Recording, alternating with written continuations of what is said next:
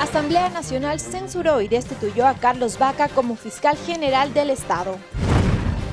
Jan Rea es el nuevo fiscal general del Estado en reemplazo de Carlos Vaca Mancheno, censurado y destituido por la Asamblea Nacional. Tras concluir el tiempo otorgado por el presidente Lenín Moreno a sus ministros para capturar a alias Guacho, Patricio Zambrano y César Navas, ministros de Defensa y del Interior, renunciaron a sus cargos. Comisión Ocasional de Seguridad Fronteriza eligió a sus autoridades. Los medios legislativos presentan TVL Noticias Emisión Estelar con Belkis Sánchez. Amigos, saludos cordiales, bienvenidos todos a Televisión Legislativa TVL Noticias, emisión estelar, en este viernes 27 de abril de 2018. El saludo, como siempre, a quienes nos sintonizan a través de la señal de Televisión Legislativa del Ecuador, la radio de la Asamblea Nacional y también a quienes nos siguen por internet, por tvl.asambleanacional.gov.es. De inmediato la información. Juicio político.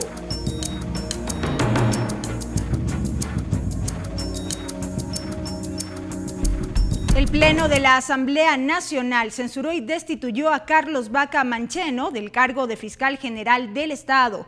Los asambleístas afirmaron que Vaca incumplió funciones por difundir el audio de una conversación entre el expresidente de la Asamblea Nacional, José Serrano, y el excontralor Carlos Polit sin previa judicialización. El expediente del juicio será remitido a las instancias pertinentes para que determinen responsabilidades administrativas y penales de ser el caso. Y hoy estamos pidiendo la censura y destitución. La censura y destitución del señor fiscal general del Estado. Porque él no se merece estar en el cargo. Fue la decisión de 128 legisladores. Carlos Vaca Mancheno fue censurado y destituido del cargo de fiscal general de la Nación. Durante el debate, en el que intervinieron 2 asambleístas representantes de cada bancada, los legisladores defendieron el proceso de sustanciación del trámite que se aplicó en la Comisión de Fiscalización, así como el rol de la Asamblea Nacional. Como presidenta encargada de esta comisión, y fiel a la transparencia que siempre ha caracterizado mis actos. Tanto es así que el fiscal no puede negar que su derecho a la defensa, que la presentación de las pruebas, que los tiempos, que las notificaciones efectivamente se cumplieron. Reiteraron que el fiscal incumplió funciones al haber difundido el audio de la conversación entre el excontralor Carlos Polit y el expresidente de la Asamblea Nacional, José Serrano, sin haberlo judicializado, y que este acto respondió a intereses personales. Y eso lo llevó a generar un conflicto de intereses y superponer sus criterios personales sobre la institucionalidad de la Fiscalía. La asambleísta Carla Chávez rechazó que en su intervención el fiscal se refiriera a temas de seguridad en la frontera y que aún quedaron respuestas inconclusas. Ha calificado a ciertos legisladores como clientes frecuentes de la Fiscalía, aunque nos dejó con las ganas de saber quiénes son. Los legisladores resolvieron también emitir el expediente a las autoridades competentes para que sean ellas las que determinen responsabilidades administrativas y penales a las que hubiere lugar. Los asambleístas que se abstuvieron a la votación fueron 3: Silvia Salgado, Julio César Quiñones y Guadalupe Salazar. Lorena Espinosa, TVL Noticias. Carlos Vaca Mancheno defendió sus 11 meses de gestión al frente de la Fiscalía General del Estado. El exfuncionario ejerció su derecho a la defensa en el Pleno de la Asamblea Nacional dentro del juicio político en su contra. Alrededor de 1 hora y 45 minutos tomó Carlos Vaca Mancheno en ejercer su derecho a la defensa dentro del juicio político en el Pleno de la Asamblea Nacional. De acuerdo a la ley de la función legislativa, podía utilizar hasta 3 horas. Al fiscal general del Estado lo llaman a juicio tomando los argumentos del expresidente de la Asamblea. Su exposición la dividió en 4 partes. La primera, denominada Eje de Transparencia y Lucha contra la Corrupción, la utilizó para detallar la creación de unidades de investigación. Se identificó a una red, a una estructura de 64 empresas fantasmas. Vaca Mancheno detalló sus 11 meses de gestión, en donde dijo se metió con el hombre más poderoso del país. Con el ex contralor Carlos Polis Fagioni. Al día siguiente de haber ordenado y dispuesto que se hagan los operativos que involucraban, entre otras personas, al propio excontralor, apareció su abogado a decir que era por un informe del 30S.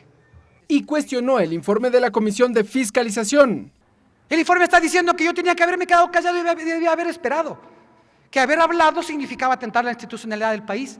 En el último punto, Carlos Vaca habló sobre la transformación de la dinámica del narcotráfico.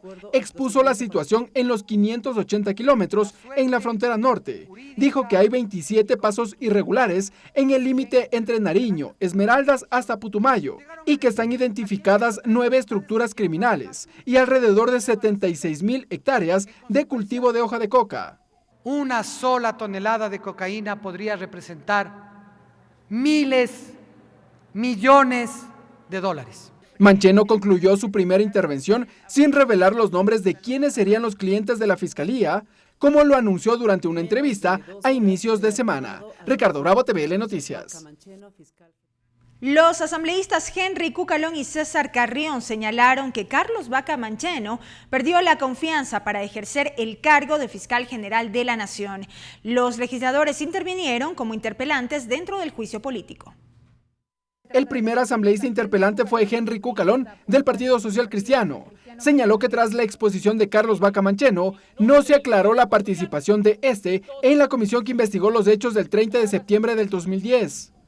O rescatamos la Fiscalía y su institucionalidad de las manos de una persona que puede practicar hasta chantajes y es un contumaz violador de la ley, o dejamos que la siga presidiendo quien la avergüenza y no la representa.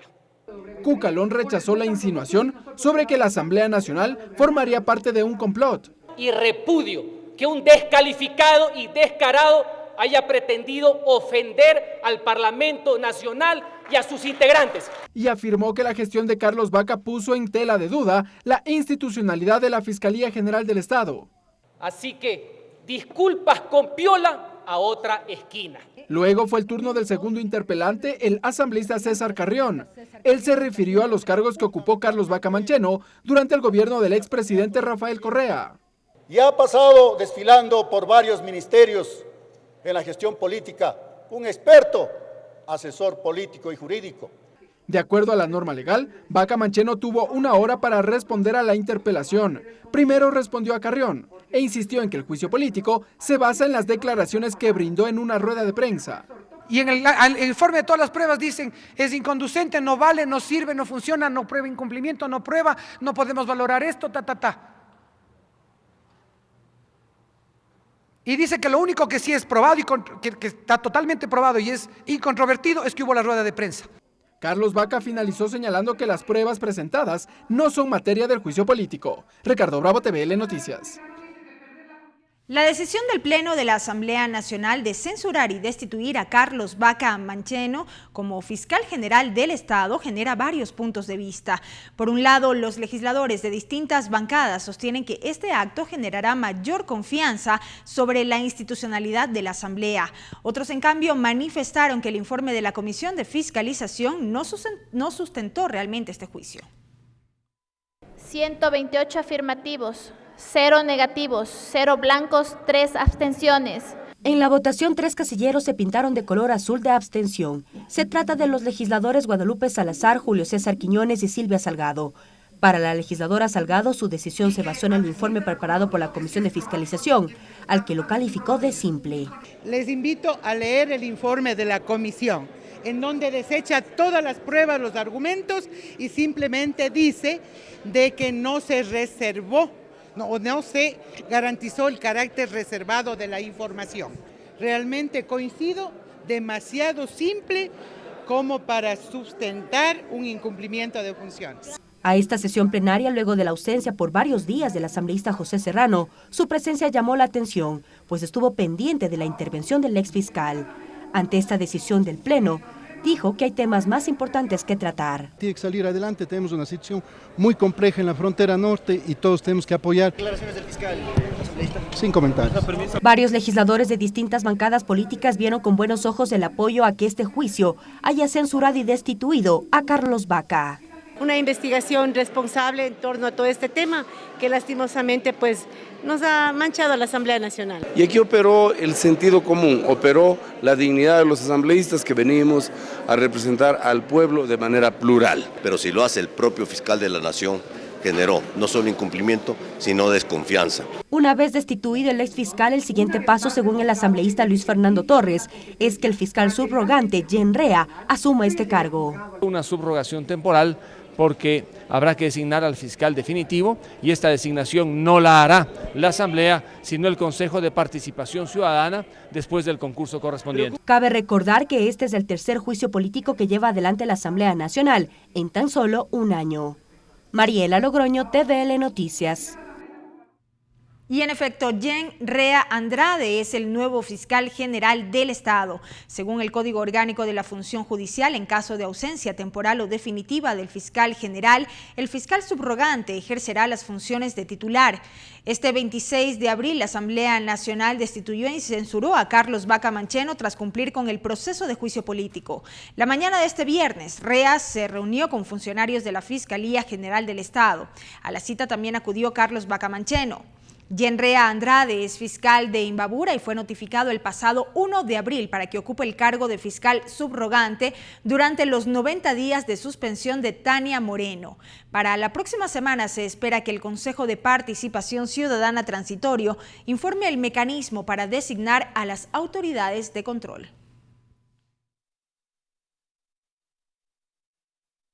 Y en otro ámbito informamos que el presidente Lenín Moreno aceptó las renuncias de César Navas y Patricio Zambrano a los cargos de ministro del Interior y de Defensa respectivamente. Así lo informó el secretario de Comunicación esta mañana, Andrés Michelena, y posteriormente esta noticia fue ratificada por el Gobierno Nacional. Patricio Zambrano y César Navas formalmente dejaron de ser ministros de Defensa y del Interior respectivamente. Andrés Michelena, secretario de Comunicación, lo confirmó. El presidente ya, me imagino, en estos días designará a los nuevos ministros tanto de Defensa como del Interior. Michelena anunció que se iniciará investigaciones contra Ricardo Patiño, funcionario del gobierno anterior. Si pasaron 10 años sin radares, que se gastaron $60 millones y recién un mes antes de iniciar, de terminar su gobierno, se pone en funcionamiento, hay que hacer una investigación que pasó. Adicionalmente, cuando se gastaron $40 millones en la compra de 7 helicópteros Drup y 4 se cayeron al piso, también hay que preguntar con qué objetivo pasó eso. Y si se defenestraron a 16 generales en este proceso de selección de generales de las fuerzas militares, hay que preguntar con qué intención se hicieron estos. También se investigará al presidente Rafael Correa por la construcción de la vía y puente en Mataje. Tratando de ocultar su nefasta administración en la frontera norte, donde dice que se construyó un puente por $2 millones, miente. La vía y el puente costaron $18 millones en una población que ni siquiera, como usted bien lo dice, tiene agua potable, ni siquiera hay todos los servicios básicos. ¿Por qué el presidente Correa decidió dotar a esa provincia de 18 millones para esto? Cuando el gobierno de Colombia cumplió solo con el 50% de su compromiso.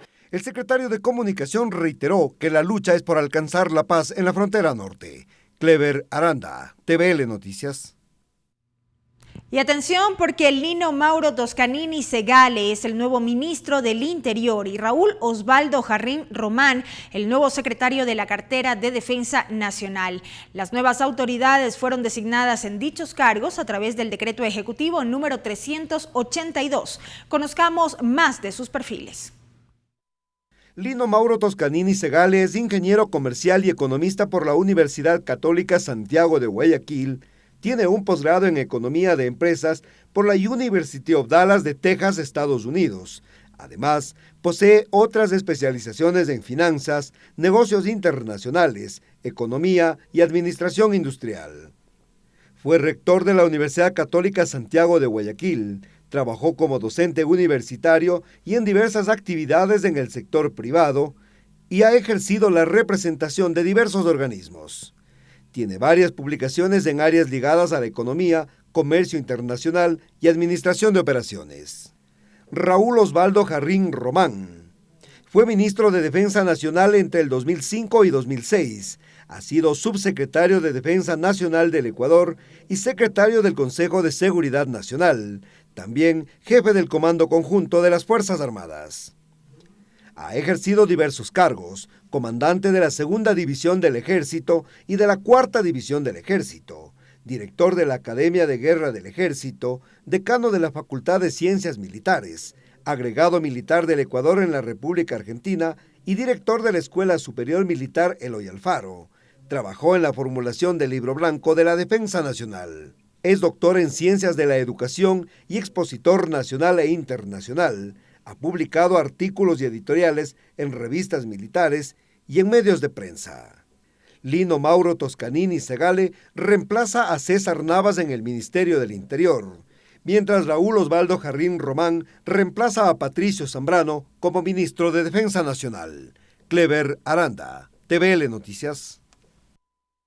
Este viernes el presidente de la República, Lenín Moreno, también emitió un decreto ejecutivo que declara el estado de excepción en los cantones de San Lorenzo, en especial las poblaciones de Mataje, El Pan y La Cadena y Eloy Alfaro de la provincia de Esmeraldas, para atender de manera integral, con el fin de precautelar el ejercicio efectivo de los derechos de la población. En este documento, el primer mandatario dispone que las entidades de la administración pública, en especial las Fuerzas Armadas y la Policía Nacional, coordinen esfuerzos con el fin de ejecutar acciones para establecer el orden y la seguridad ciudadana. Este estado de excepción regirá durante 60 días.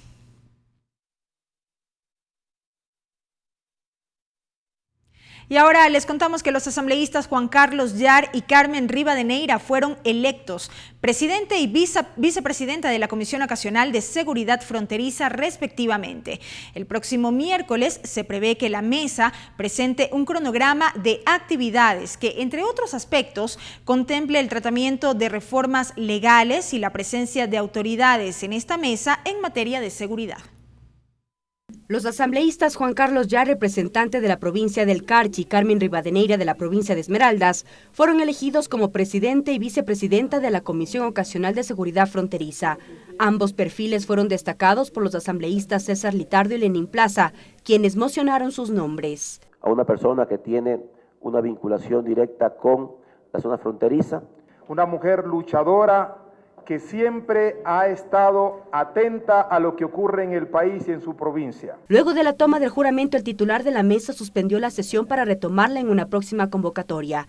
Pero esta decisión no a todos convenció. A decir del asambleísta René Yandún, nuevamente la elección de quienes presiden se convirtió en un hecho politizado. No se ha comprometido a representantes de las diferentes provincias.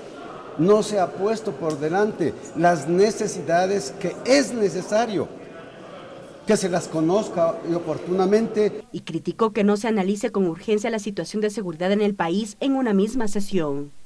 Al menos para eso era la convocatoria, pero desgraciadamente estamos comenzando mal y ojalá en el camino vayamos solucionando y remediando todos estos problemas. Ante ello, el presidente elegido, Juan Carlos Yar, aclaró que según el reglamento de comisiones, en una siguiente sesión se aborda el plan de trabajo. La próxima semana vamos a tener la reunión, y lo que yo le estoy diciendo de que haya una participación para la creación de esta hoja de ruta, la participación de todos los asambleístas, miembros de esta comisión. Según la resolución del Consejo de Administración Legislativa, este órgano ocasional tendrá como función prioritaria el trámite de leyes tendentes a fortalecer los mecanismos de seguridad.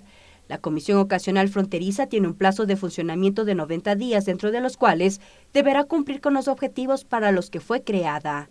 Mariela Logroño, TVL Noticias.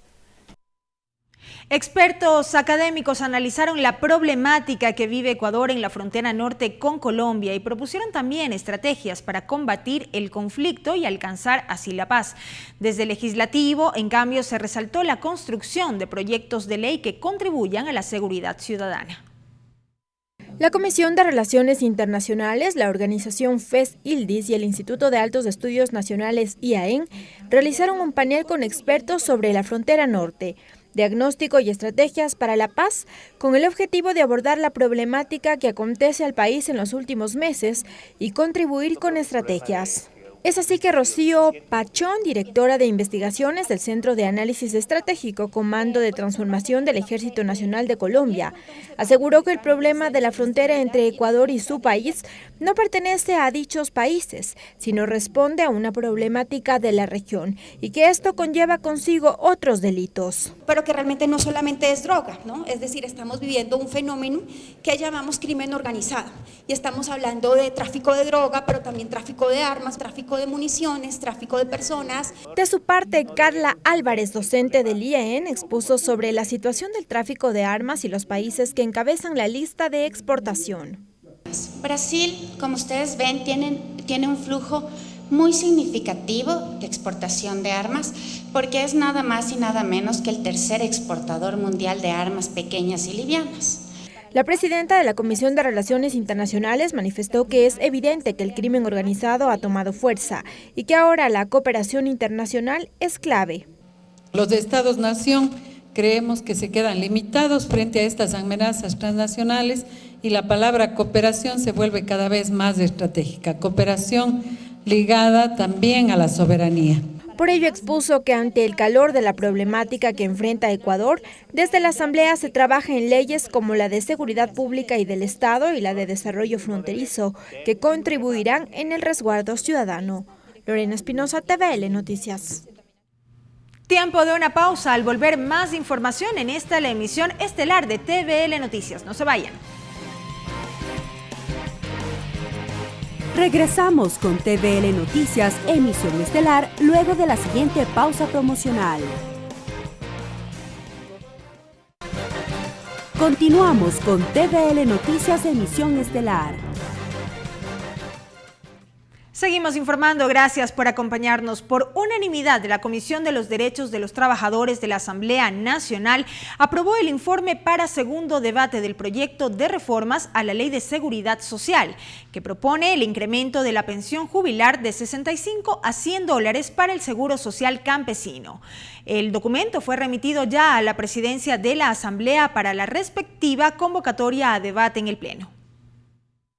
Sobre la base de la información entregada por el Ministerio de Finanzas y el Instituto Ecuatoriano de Seguridad Social con respecto al financiamiento de las pensiones para el sector campesino, por unanimidad, la Comisión de Trabajadores aprobó el informe para segundo debate del proyecto de reformas a la Ley de Seguridad Social, que garantiza el incremento de 65 a $100 las pensiones jubilares. El incremento de la pensión a $100 y de manera progresiva en los tiempos que se incrementa el salario básico unificado, se incrementa en ese mismo porcentaje en la pensión jubilar para los trabajadores del Seguro Social Campesino. Este aumento de la pensión se aplicará de manera retroactiva, sin perjuicio de la fecha de publicación de esta normativa en el registro oficial, lo explicó la asambleísta Karina Arteaga. De que tenga un carácter de retroactividad desde el mes de enero para que pueda ser cancelado y que todos estos meses que ellos han estado esperando con ansias este incremento pueda ser efectivo desde el mes de enero del 2018. La legisladora Samia Tagle recordó que los $100 no serán permanentes, pues el valor se deberá incrementar. En que esos $100 aumenten exponencialmente hasta llegar a lo que es el salario básico. La aprobación unánime mereció el reconocimiento del logro alcanzado por la Comisión en favor del sector campesino del país. Y seguir luchando por todos los ecuatorianos y por todos los trabajadores que nos necesitan. Qué bueno que salga hoy, que el 1 de mayo, compañeros, puedan informar a sus compañeros en esa marcha histórica que siempre salimos, que ustedes han logrado. En el plazo de 30 días contados a partir de su publicación de la ley, el Consejo Directivo del IES deberá reformar su normativa interna. Mariela Logroño, TVL Noticias. La Comisión de Justicia y Estructura del Estado recibió a catedráticos universitarios en el marco del análisis del proyecto de ley de fortalecimiento de la seguridad ciudadana. Los expertos coincidieron en que esta iniciativa debe incorporarse en el Código Orgánico Integral Penal. Pablo Encalada y María Luisa Bozano, catedráticos de Derecho Penal de las universidades Andina y SEC, respectivamente, llegaron a la Comisión de Justicia. Aquí coincidieron en que el proyecto de ley de fortalecimiento de la seguridad ciudadana debería tramitarse como una reforma al Código Orgánico Integral Penal. Y es que el esfuerzo de la Asamblea de haber compilado en un solo cuerpo normativo todas las normas penales es algo de los cuales los ecuatorianos nos podemos sentir orgullosos. Y un mandato que este proyecto no está ayudando a cumplir. Pablo Encalada se mostró contrario a la imposibilidad de aplicar medidas alternativas a la prisión preventiva. Nuestras cárceles están absolutamente sobrepobladas. Entiendo que nuestras cárceles están 40% más de hacinamiento más allá de lo que realmente tienen capacidad para tenerlo. Precisó que con la iniciativa se debe volver a la detención en firme. Necesitamos dar una salida para que no todas las cosas se resuelvan por la vía de la prisión preventiva. En tanto que para María Luisa Bozano, la idea de aumentar las penas no atenúa las consecuencias del daño en las víctimas y sus familias. Porque están poniendo al índice delincuencial versus la recuperación de la libertad. Entonces, no creo, esto no funciona, no son categorías que pueden ponerse una versus la otra. Argumentó también que la pena en caso de abuso sexual para el autor es de 2 a 6 meses, mientras se pretende imponer una sanción con prisión de hasta 5 años para los rectores y autoridades de planteles que no denuncien posibles abusos sexuales en contra de menores, lo cual no guarda coherencia con la técnica jurídica, indicó. Ricardo Bravo, TVL Noticias. Con 9 votos a favor, la Comisión de Gobiernos Autónomos de la Asamblea Nacional aprobó el informe para el primer debate del proyecto de ley que reforma el Código de la Producción y la Ley de Solidaridad. Esta propuesta crea polos de desarrollo para fomentar la productividad e inversiones. Una vez ratificada la agenda legislativa, la Comisión de Gobiernos Autónomos se puso manos a la obra con una propuesta que cuenta con informe favorable. Se trata de las reformas al Código de la Producción y reformas a la Ley de Solidaridad y Corresponsabilidad Ciudadana. Propuestas que permitirán la reactivación económica, lo dijo el asambleísta Montgomery Sánchez, titular de la mesa legislativa. Estaba considerado ser zonas especiales de desarrollo, pero en el diálogo que tuvimos con representantes del Ejecutivo, como la ministra de la Productividad, como también el ministro de Turismo, y diferentes actores del gobierno central, ellos están creando polos de desarrollo en diferentes provincias del país. La propuesta contempla crear polos de desarrollo en todo el país destinados a promover el crecimiento local equilibrado, sostenible y eficiente del sector industrial productivo y de servicios.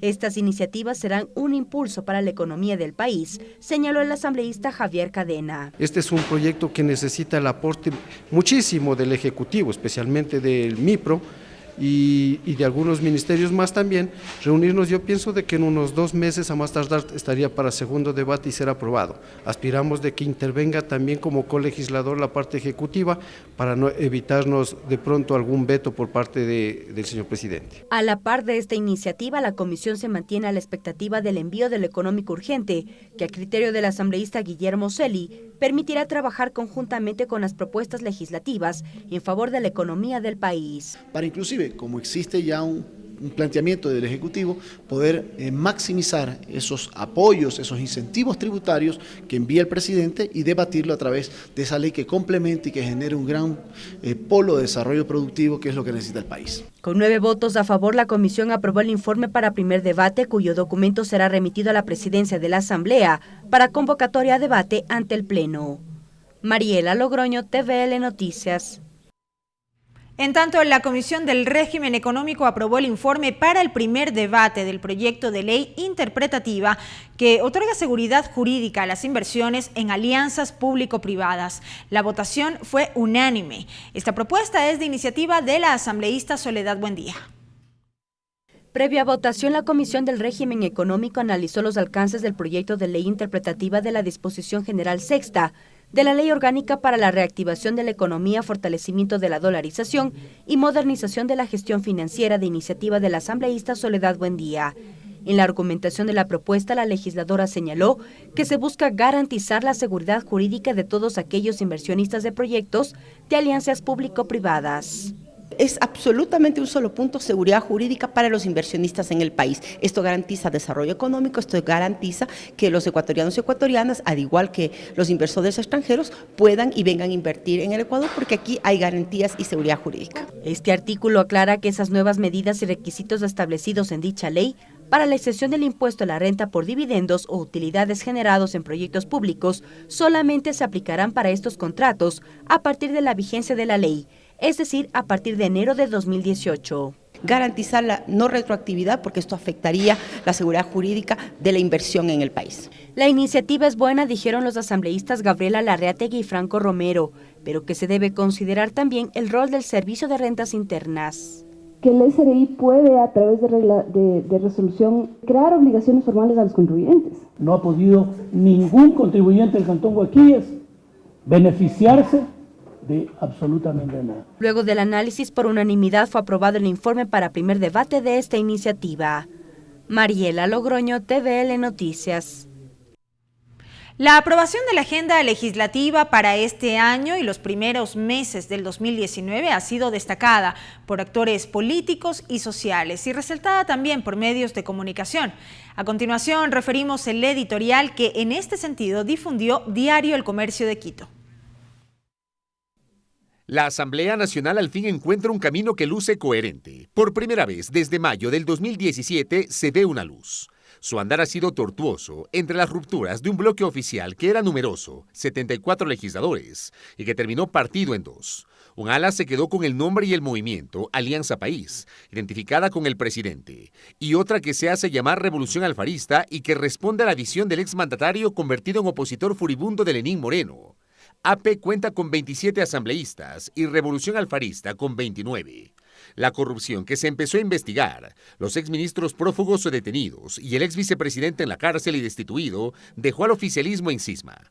La asamblea sufrió una especie de parálisis y apenas algunos episodios aislados, pero simbólicos, llegaron hasta la destitución del titular de la legislatura y coparon el debate político, pero anularon la acción legislativa. Esta semana se esperaban reformas económicas para aplicar el plan del Ejecutivo, pero estas no llegaron.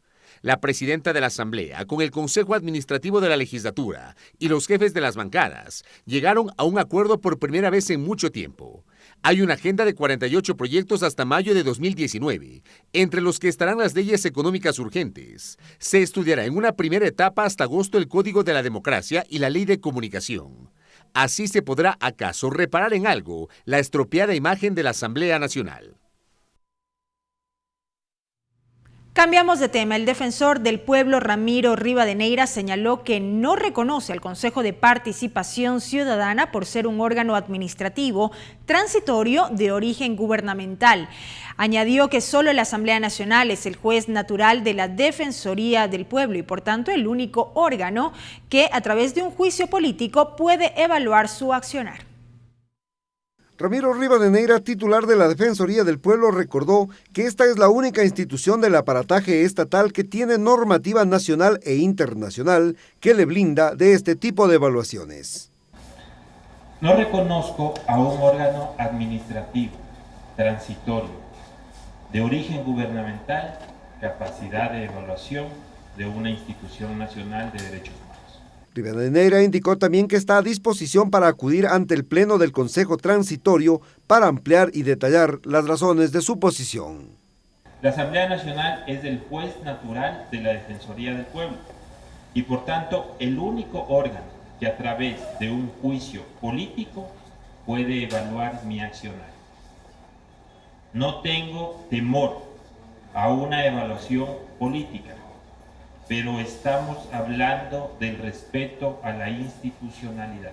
El defensor del pueblo explicó que la Contraloría General del Estado ha realizado 21 auditorías o exámenes especiales a su gestión, de las cuales 16 se encuentran concluidas sin ningún indicio de responsabilidad penal, civil o administrativa.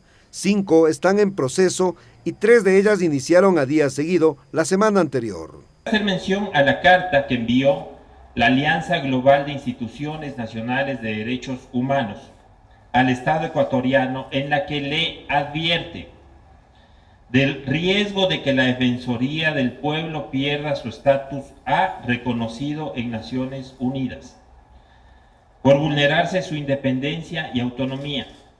El pasado 12 de abril, el Pleno del Consejo Transitorio decidió iniciar la evaluación del accionar de Rivadeneira al frente de la Defensoría del Pueblo.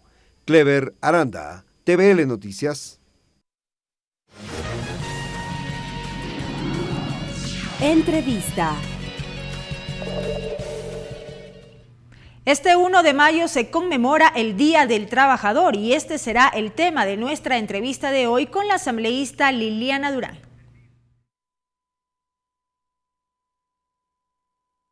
Liliana Durán, licenciada en Gestión para el Desarrollo Local, asambleísta nacional, presidenta de la Comisión de los Derechos de los Trabajadores y la Seguridad Social. Para efectos de esta entrevista, nuestro compañero Fabricio Vela se encuentra ya con la legisladora Liliana Durán. Adelante, Fabricio. Gracias, Belkis. Amigos televidentes de TV Legislativa, oyentes de la radio de la Asamblea Nacional, quienes escuchan los medios legislativos, pues en la antesala de este feriado, el próximo martes será 1 de mayo, Día Internacional del Trabajo.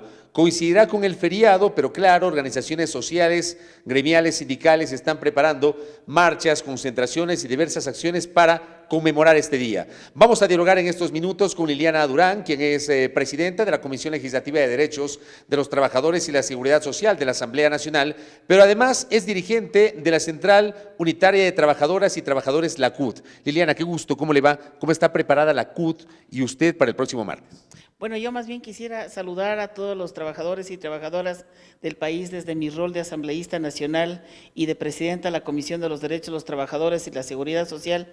Yo no soy la vocera oficial de la CUT, por lo tanto… Pero sigue siendo parte de la CUT, Sigo siendo parte de la CUT, soy la primera vicepresidenta de la Central Unitaria de Trabajadores y Trabajadoras, sin embargo de ella siempre he sido muy respetuosa de las instancias orgánicas, por lo tanto yo no soy la vocera de la CUT. Quiero hablar desde mi rol de presidenta de la Comisión de los Derechos de los Trabajadores y la Seguridad Social, y también como asambleísta nacional, decirles, compañeros y compañeras, este 1 de mayo vamos a estar juntos en las calles para reivindicar nuestros derechos, seguir luchando por nuestros derechos, decirle al país y decirle al mundo entero que este es un momento tan importante. Por ejemplo, en el marco del 1 de mayo vamos a aprobar en segundo debate el incremento a la pensión jubilar para el Seguro Social Campesino. El informe para segundo debate quedó listo esta semana, ¿verdad?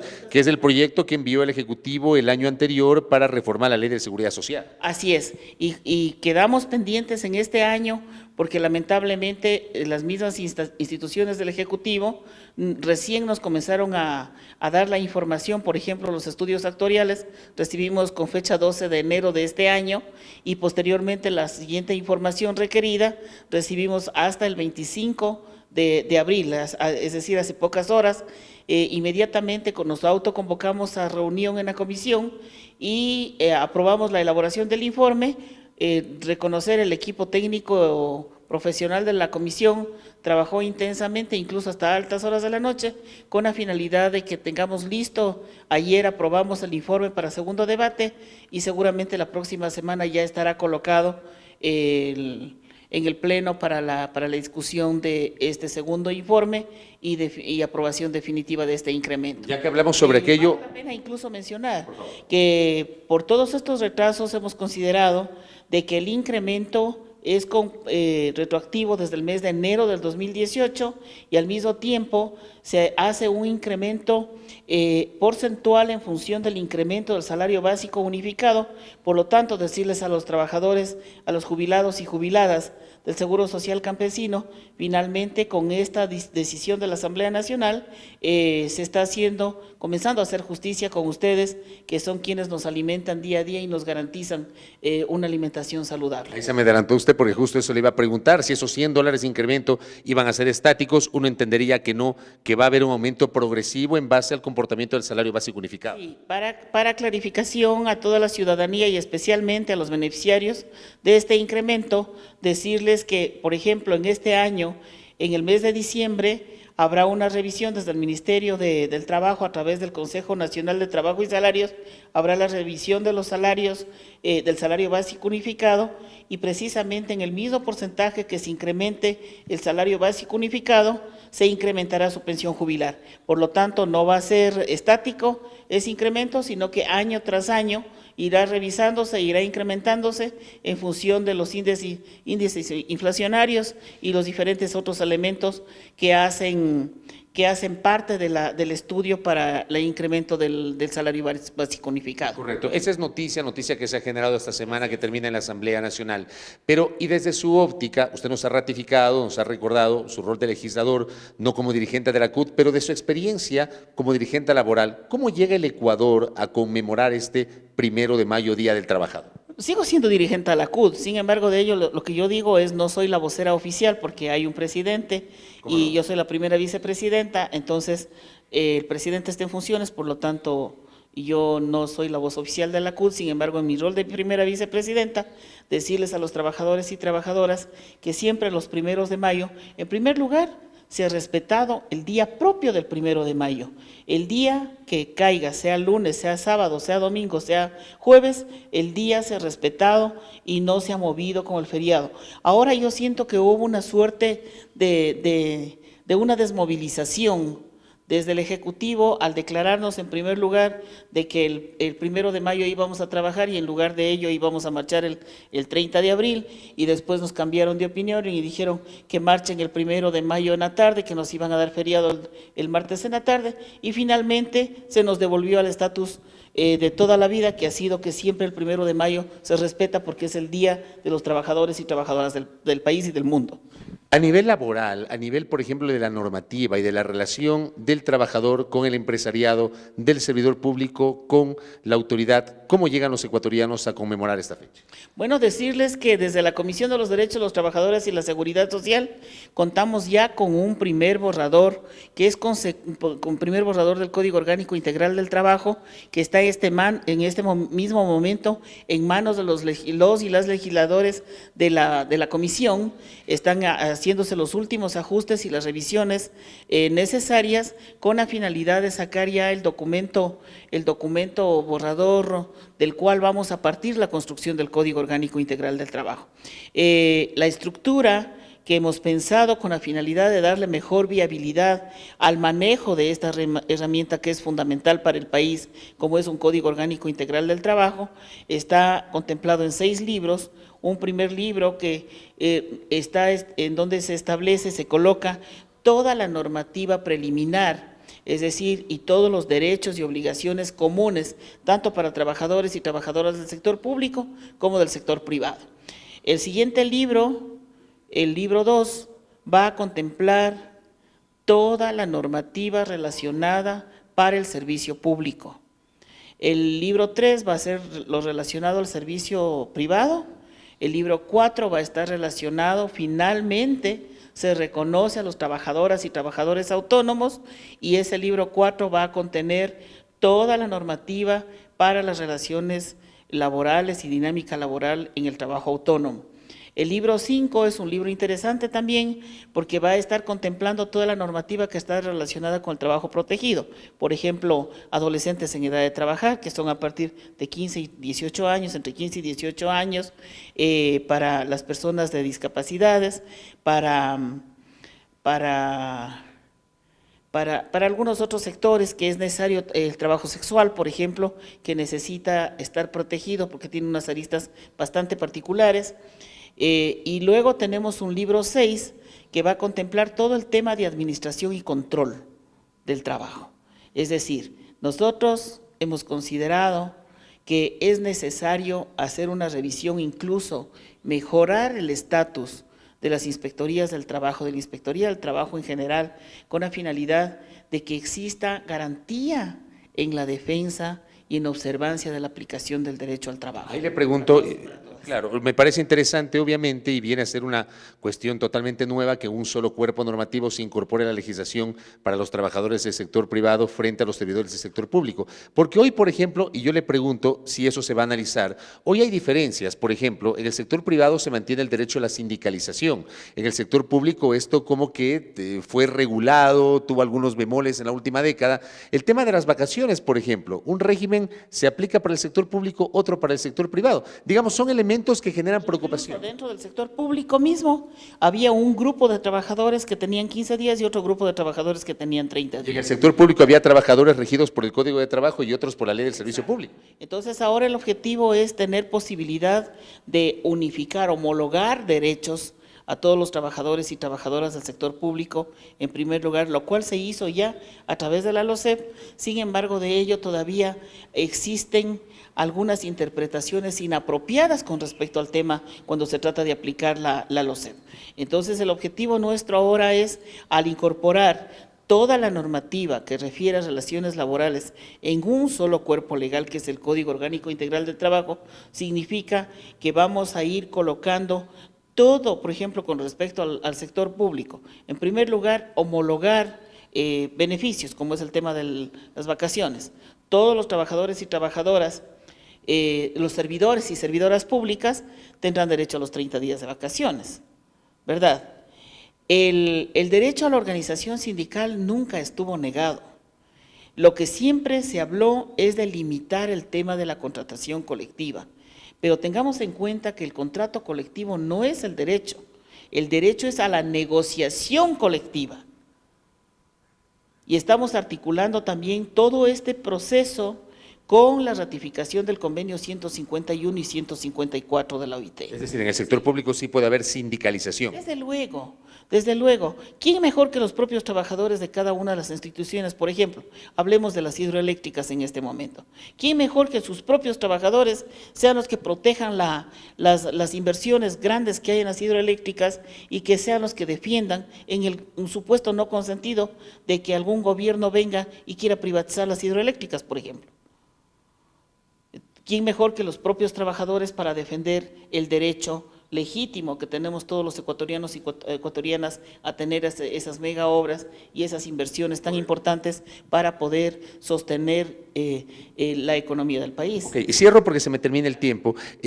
Todo esto que me has referido en este borrador, ¿cuándo vas a traducirse ya en un articulado concreto que podría desembocar en el informe para primer debate de este tema? Bueno, estamos a puertas. En los próximos días después del feriado, seguramente tendremos varias reuniones de trabajo en la comisión para analizar, para hacer los ajustes pertinentes. Está en manos de los y las asambleístas los textos borradores y yo tengo la esperanza de que en la misma próxima semana podremos reunirnos para poder hacer una revisión, hacer los ajustes necesarios y recién allí llegaríamos al CAL para que nos califiquen inmediatamente, tener posibilidad de una vía para comenzar el proceso de construcción del Código Orgánico Integral del Trabajo. ¿Eso qué significa? Ahora tenemos una estructura, tenemos una base de texto y sobre ese texto vamos a regresar a la ciudadanía, porque bien vale la pena recordarles a los trabajadores y trabajadoras del país, estuvimos durante 5 meses en territorio, en las 24 provincias del país, en donde estuvimos escuchando muy tinosamente cada una de las propuestas, cada una de los elementos, de los insumos que han sido consecuencia de sus propias necesidades.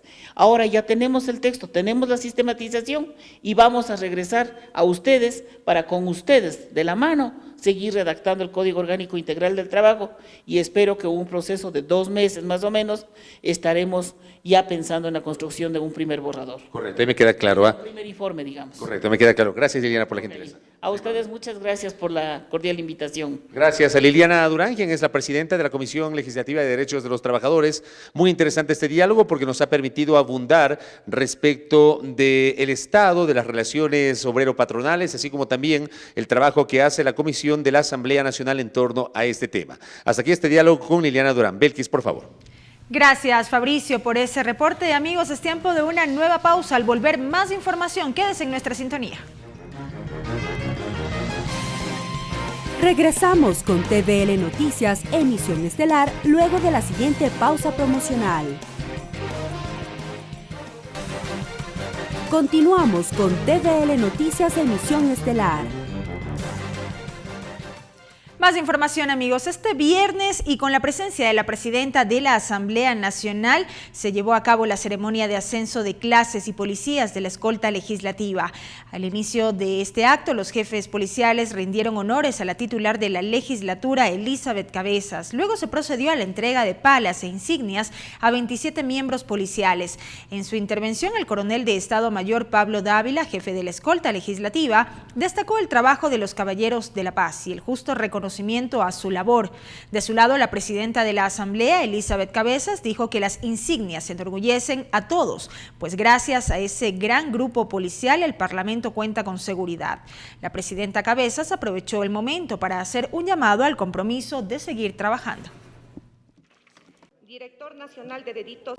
Policía ecuatoriano, siéntete orgulloso de lo que representas, de tu trabajo, del tiempo valioso que dedicas al bien de los demás. El reconocimiento del deber está en tu conciencia. No esperes reconocimiento alguno. La satisfacción de cumplir con tu trabajo es el bienestar de los demás. Gracias por su aporte, por su colaboración y de la forma personal y eficiente que desempeñan su tarea cotidiana. Como ustedes saben, nuestro país atraviesa hoy por difíciles circunstancias. Los violentos y trágicos sucesos ocurridos en la frontera norte han sacudido la conciencia de todos los ecuatorianos, porque si hay algo que ha caracterizado a nuestra sociedad a lo largo de su historia, es haber cultivado y desarrollado una cultura de paz. Tan es así que la paz social es uno de los bienes más preciados que tenemos todos los ecuatorianos. Y en otro orden de la información, en este feriado por el 1 de mayo, 46.650 agentes patrullarán en lugares de concentración masiva como sitios turísticos, carreteras, terminales aéreos y terrestres. En las vías panamericanas sur y norte se realizarán contraflujos para facilitar la movilización de los ciudadanos que se desplazarán a diferentes puntos del país. Los agentes policiales resguardarán terminales aéreos, terminales, centros turísticos u otros lugares de afluencia masiva. Para poder fortalecer la vigilancia y patrullaje a nivel nacional, aumentar los niveles de convivencia ciudadana e incrementar la presencia policial en todos los eventos que se desarrollan en cada una de las jurisdicciones a nivel nacional. Quienes salgan de viaje también pueden contar con el resguardo policial. Presentamos la cartera de encargo a domicilio, transporte de valores, movilización de enseres que van coyunturalmente ligados a los planes que tiene la Dirección General de Operaciones, como son Noche Segura, Ciudad Segura, mega operativos. Otro de los objetivos de la policía será la seguridad en carreteras. Si va a salir desde Quito, le informamos que las Panamericanas Sur y Norte sufrirán modificaciones. Va a darse contraflujos, 3 carriles de salida de Quito y un carril de ingreso desde la Sierra Central o desde la costa hacia Quito. Eso para los días, como ahora desde el mediodía, de acuerdo al flujo vehicular, y el día sábado. El día martes, el contraflujo va a operar, en cambio, 3 carriles de ingreso a Quito y un carril de salida desde la ciudad de Quito. Si va a conducir, recuerde que la seguridad es tarea de todos. Clever Aranda, TVL Noticias. Y ante la situación que enfrenta la provincia de Esmeraldas, 3 asambleístas por esta jurisdicción, sin distingo de banderas políticas, se unieron para extender la invitación a la ciudadanía para que en este feriado por el Día del Trabajo visiten los balnearios de Esmeraldas. Los legisladores Rina Campaín, Lenin Plaza y Carmen Rivadeneira manifestaron que su provincia depende del turismo y que en estos momentos es en donde más solidaridad necesitan de los ecuatorianos. Por ello indicaron que en los días de asueto Esmeraldas los espera con gastronomía, playa, cultura y su don de gente. Lugares donde además aseguraron que se fortalecerá el resguardo policial ante la coyuntura. Necesitamos que todo el Ecuador vaya y visite nuestras hermosas playas, nuestra rica gastronomía, vayan a disfrutarla.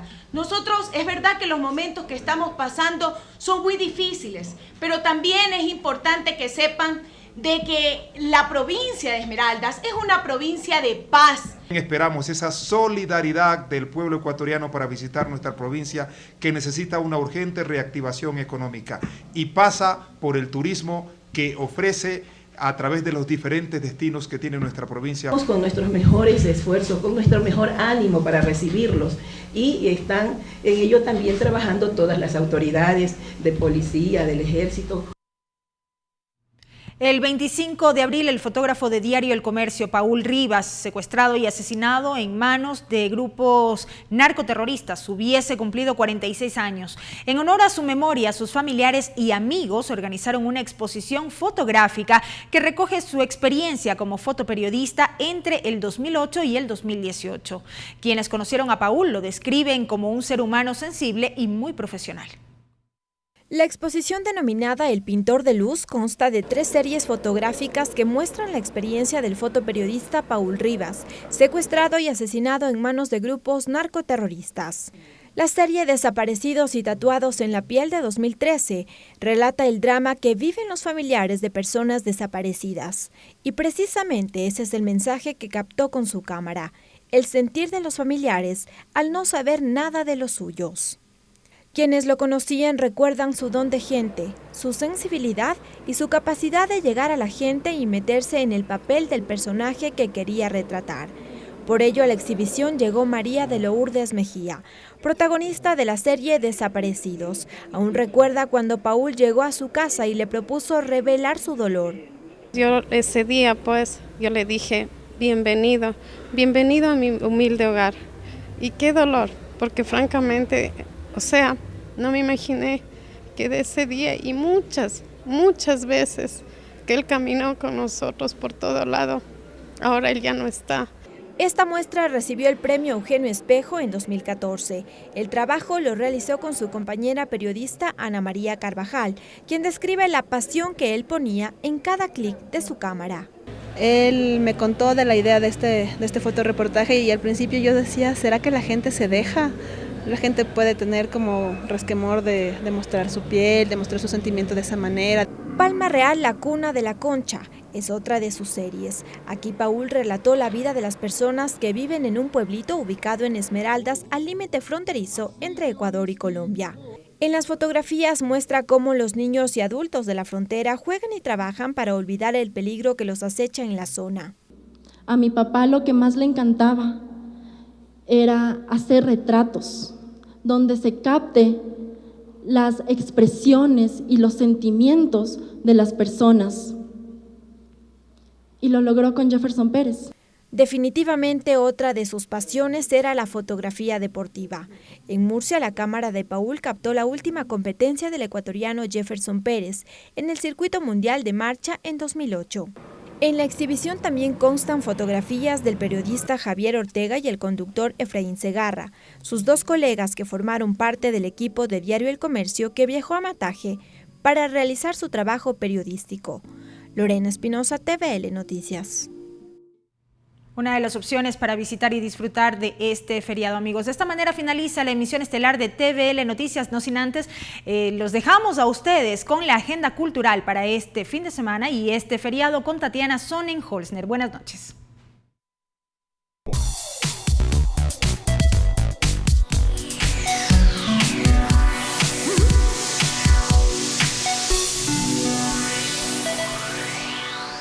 Y ahora es momento de la agenda cultural, donde te traigo algunas actividades para el fin de semana. Empecemos. La noche ecuatoriana de danza Zairo y Manda se dará este viernes a las 8:45 de la noche en el Teatro José Mejía. Una noche llena de danza donde más de 25 bailarines estarán en escena. Esto te hará transportar al Quito colonial antiguo. Y este sábado a las 10 de la mañana en el Centro de Convenciones de Eugenio Espejo se dará la Expo Batman, una exposición sobre este personaje de ciencia ficción. Y a las 11 de la mañana en el Centro Comercial Scala Shopping se dará un taller de chocolatería con un invitado muy especial del Reino Unido. Mientras que a las 7 de la noche, Mariela Condo dará un concierto en su gira por Ecuador 2018. Después de regresar de algunos países del extranjero, está en Ecuador, así que no te la puedes perder. Y como todos los domingos, desde las 8 de la mañana hasta las 2 de la tarde, está el Ciclo Paseo, un plan perfecto para el domingo que recorre las calles de la avenida Galo Plaza Lazo hasta Chillo Gallo. Y hasta aquí la agenda cultural, pero no te olvides que todos los viernes te traigo más actividades para el fin de semana. Nos vemos.